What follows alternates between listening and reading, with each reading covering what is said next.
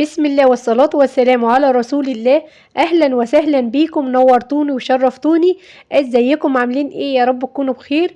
كل سنة وانتم طيبين. النهاردة هنعمل كيس الحلواني بأكياس موجودة في البيت. عملته معاكم بالأكياس البيضة، النهاردة بقى هنعمل بأكياس شفافة، وكمان هرد على أسئلتكم كلها. ياريت بس تتابعيني للآخر، وياريت لو أول مرة تشرفيني ياريت تدعميني باللايك واشتراك للقناة علشان يوصلك مني كل جديد. في الأول بقى بنسمي الله ونصلي على الرسول عليه أفضل الصلاة والسلام.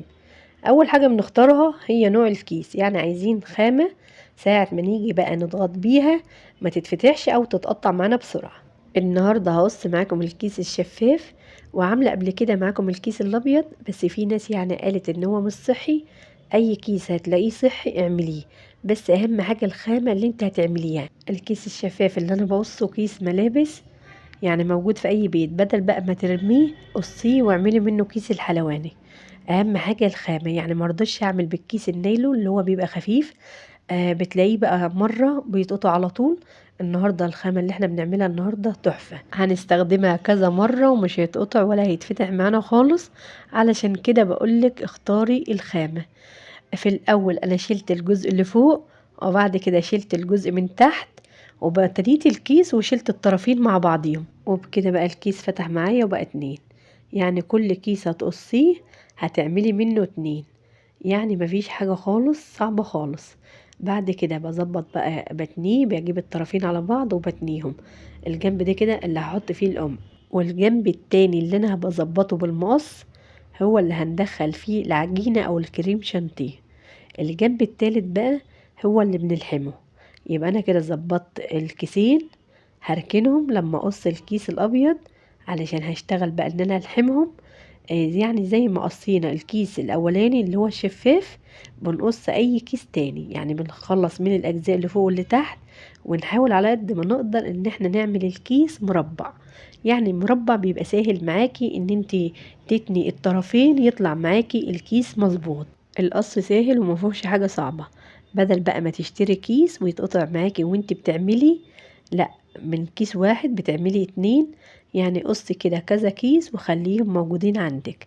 يعني ساعات بنعمل بقى عجينة بني، مينفعش خالص نحط مكانها عجينة تانية، وتزيين التورت بتبقى عايزة بقى كذا كيس. وكمان قصينا مع بعض على القناة التانية الأم كذا وش يعني لتزيين التورت. يعني انا قصه القمع وقصه معاكم الكيس. اي حاجه كده تقدري تعمليها في البيت بدل ما تشتريها. لو هتعملي بقى كيس ابيض بتتني الكيس الابيض، يعني بتخلي الكلمات اللي هي على الكيس لبره، يعني ما تقلقيش خالص مش هتطلع معاكي في العجينه خالص. الجنب الابيض النظيف اللي معلوش اي كلمات بيبقى لجوه. الجنب ده كده اللي انا ماسكاه اللي انا هحط فيه القمع، والتاني اللي انا بقصه كده اللي هندخل منه العجينه. الجنب التالت انا هلحمه، انا حاطه الكيسين على بعض وبظبطهم. انا كده بقى خلصت قصيت 4 اكياس وجهزتهم. هنخش بقى الخطوه التانية، والخطوه التانية مهمه جدا ان انتي تظبطيها علشان الكيس ما يرجعش يبوظ معاكي في الاخر. الخطوه التانية بنحتاج فيها كتاب او كشكول، يعني من بتاع ولادنا، وبناخد بقى صفحتين من النص. لو ما فيش كتب تقدري تستخدمي مناديل المطبخ. بناخد بقى الكتاب وبنفتح كده من النص، وبكده الورقة دي جاهزة معايا. الورقتين التانيين انا هتنيهم.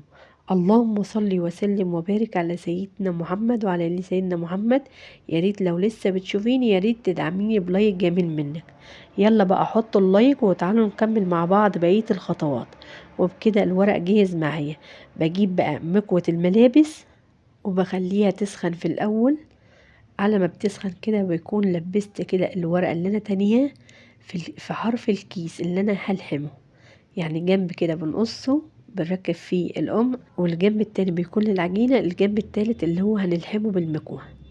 بعد ما بلبس بقى الورق وعلى الحرف كده وبمشي بالمكوة. اول بقى ما بنمشي عليه مرة والتانية بيلحم معانا على طول.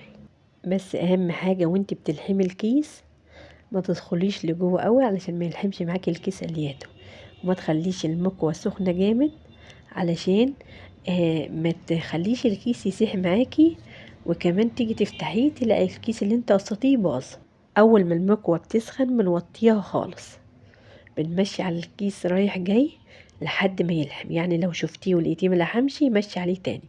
عملت الكيس التاني، الورق لزق، بنحاول نحوشه. ولو ما اتحش يعني وصعب خالص، بتغطسي الكيس في المية وبعد كده بتحوشي الورق. يعني على ما بتغسلي الكيس بيطلع معاكي الورق على طول. ادي شكل الكيس جامد، واستحالة ان هو يفتح معاكي خالص وانت بتستخدميه. بعد كده بنعمل بقى بقية الاكياس بنفس الطريقة. ولو لقيتي بقى ان هو لحم جامد بالمقص كده، وبتشيلي طرف اللحام شوية. بس خلي بالك وانتي بتقصي ما تخشيش قوي على اللحام علشان الكيس ما يفتحش معاكي. ولو لقيتيه بقى قصتيه وفتح، حطي الورق تاني ومشي عليه المكوى. شايفين بقى هي طريقته سهلة ازاي؟ تقدري بقى تعملي الكيس وفي البيت، بدل ما تعمليه بالكيس النايلو ويفتح معاكي او يتقطع معاكي على طول. نقي خامة الكيس واعملي بقى اكياس كده تفضل معاكي مرة واتنين وتلاتة كده، وتعملي بيها على طول وما تتقطعش. انا شارية 6 اقماع ووراهم كيس واحد. حبيت بقى اعمل لكل ام عندي كيس في البيت. فطبعا الكيس اللي هو احنا بنبقى شاريينه بتبقى خامته تعبانه شويه، يعني بيتقطع معانا على طول. فحبيت ان انا اعمل خامات كده في البيت تخينه، وكمان تستحمل معايا العجينه وما تتفتحش معايا على طول. شايفين بقى الورق اللي هو لازق؟ بليته بس ميه فبيطلع على طول. اول ما تغسلي الكيس هتلاقيه طلع معاكي على طول. اللي اما انتوا بتسالوني شاريها منين، بتبقى موجوده عند الحلواني او في محلات الادوات المنزليه. بتبقى جاي 6 اقماع ومعاهم كده كيس واحد. فحبيت بقى نعمل كذا كيس في البيت. الورق لو ما طلعش معاكي على طول هتبلي الكيس ميه هتلاقيه بقى طلع معاكي على طول. ادي بقى شكل اللحام في الاخر. بشده استحالة بقى ان هو يفتح خالص. الخطوة الاخيرة بقى، وعلشان ما تبوظيش الكيس، بتدخلي القمع في الاول بتقيسيه، وبعد كده بترجعي تقصي. ما بتقصيش وخلاص علشان بس ما يوسعش معاكي ويبقى يفلت معاكي وانتي بتعملي. يعني ان احتاج يتقص معاكي مرة واتنين، بتاخدي بقى على طرف المقص كده وبتقصي بالراحة خالص. ما بتوسعيش الفتحة من قدام، علشان بس ساعة ما تضغطي بالعجينة ما تلاقيش طلع على طول. لازم بقى نص القمع يبقى طالع من الكيس، يعني ما يطلعش اكتر من نصه. انا بشد القمع اللي قدام والكيس لورا نلاقيه جامد. هنقص بقى التاني. اهم حاجة القص علشان الكيس ما يبص ونرميه، او العجينة تبقى تطلع معانا كل شوية والوش يفلت. ولو قصتيه بالغلط وجه واسع معاكي، ارجعي الحميه تاني، يعني حط عليه الورق وبالمكوى ومشي عليه تاني. هتلاقيه لحم تاني وتقدري بقى تقصيه وتظبطيه على قد الوش بالظبط. وادي بقى شكل الكيس في الاخر احلى من اللي احنا بنشتريه من بره. وعملنا بقى الكيس الشفاف وعملنا الكيس الابيض. اهم حاجه الخامه بتاع الاكياس. بتمنى بقى ان يكون شرحي بسيط، واتمنى ان تعملي بلايك.